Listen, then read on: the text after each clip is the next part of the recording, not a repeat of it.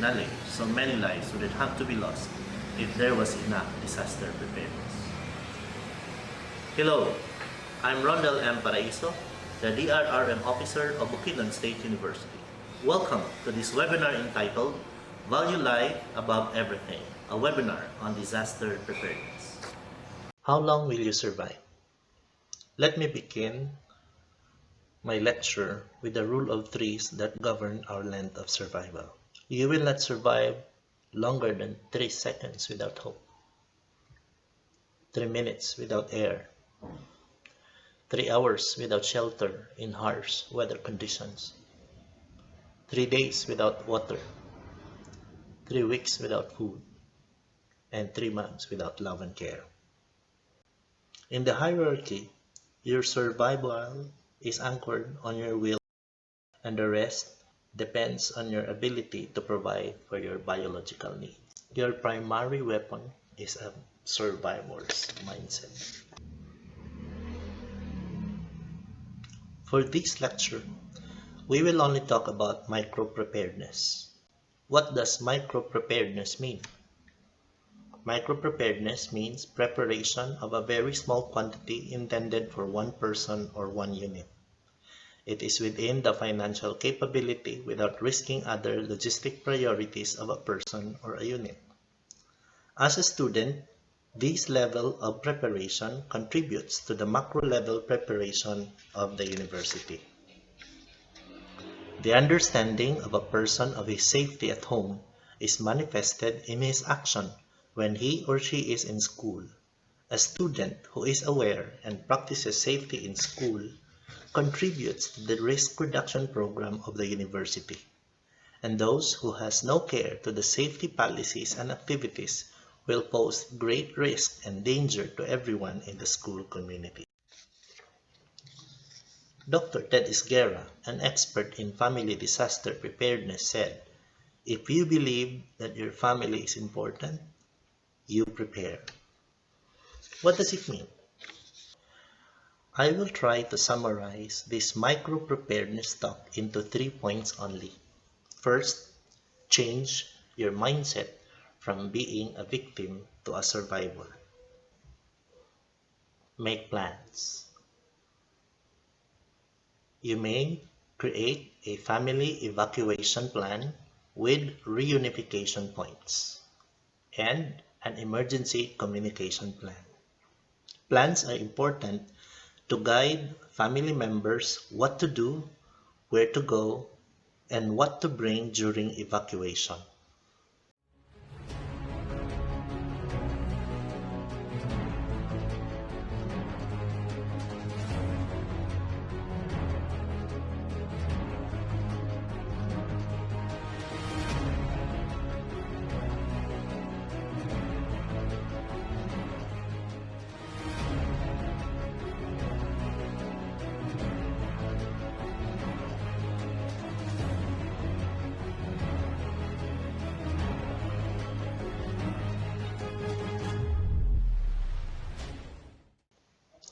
It is essential to identify lifeline numbers of relatives and friends who can come to the rescue during emergencies and disasters. Memorize the community 911 number of your place. In Malaybalay, it is 0917-827-6117. You may also conduct drills or simulations like fire escape, earthquake evacuation, and first aid simulation exercises. Drills and simulations prepare everyone to mitigate unpredictable effects of emergencies and disasters.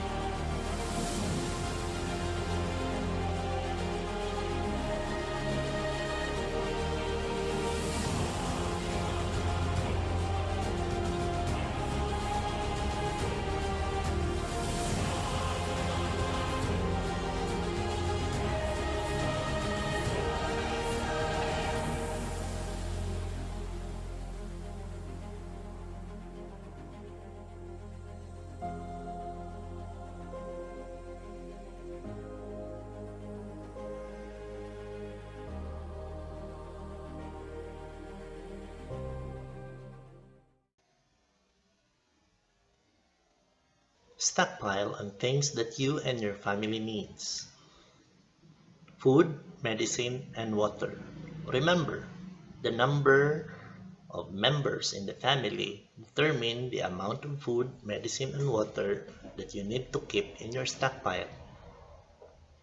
Prepare ready-to-go bags or go bags in your office or in your car. Third, other food essentials like honey, preferably wild honey. Honey is one of the wonder foods that you can keep in your stockpile. It is food for flavoring and at the same time medicine to all kinds of ache. Chocolates, preferably not with peanuts. And mungo beans. And last, beans or mungo beans. They can be stored up to 3 months. Another is your energy source for communication, like light and heat. This would mean batteries. But if you can afford to keep gasoline for your generator, that would do very fine. Another is your protection from the virus. You can keep masks, alcohol, and other supplies. You can also keep protection and warning mechanisms in your stockpiles, like whistles, mirrors, and handheld radios. Learn life-saving skills. Practice hiking, jogging, and running. Keep your body physically fit. It is not only good for your health, but it will make you agile during evacuation. Learn swimming and the basic of water safety. Remember, one of the number one killers in the Philippines is still drowning. Learn the science in reviving lives. Being a teacher, you are the first responder in the classroom. Learn basic first aid. Learn how to apply tourniquet, bandaging, and splinting. Identify grass and herbs in your neighborhood and learn how to grow them. During pandemic and during lockdown, growing your own food and growing herbal plants are one of the most wonderful things that we can do at home. Learn basic knot tying. This will come handy during floods and typhoons. And learn how to drive. During emergencies, sometimes driving is one essential skill. Do not stop reading books. Include safety in your references. Safety laws of the community and the university could be an interesting topic. Read books on emergency medical service, disaster readiness and resilience, and disaster risk reduction and management, and occupational safety and health. Access government sites like DOH for pandemic issues, and DRRMC, DOST Pag-asa, and DOST PHIVOX for disaster projection and updates, or DOST Pag-asa and Project NOAA for weather disturbances and updates. Make preparedness a way of life. Learn to obey rules and regulations of your community and your school. Plant and grow trees, and learn to recycle and to reuse. Capacitate everyone in the family. Here are some of the most common safety policies in school. One is to keep right. Our preparation for limited face-to-face classes in the university require everyone to observe keep right. 7-step distance between persons in using escalators and stairs, aside from using the right side of the escalator for standing and the opposite side for walking. Plant trees equal to your age. It's a tradition among volunteers of the DRRM unit. Dispose your garbage properly. We learn from a tragedy. We have learned from typhoons, earthquakes, and from the pandemic. The government cannot do it alone. As one basic unit of our community, we have to help. As a student of this university, you have to do your part. The person's survival is greatly determined by his mindset and will. In addition to his level of physical preparation, his psychological strength completes the preparedness of a person or a community. Remember, a well-informed student is one less student who needs helping. One family who is well prepared is one family that our government need not help. And that helps a lot. Your life matters. Make what you do in life contribute to the safety of everyone in the community. This is Rondel M. Paraiso of Bukidnon State University. Ligtas ako sa university ko. Thank you very much.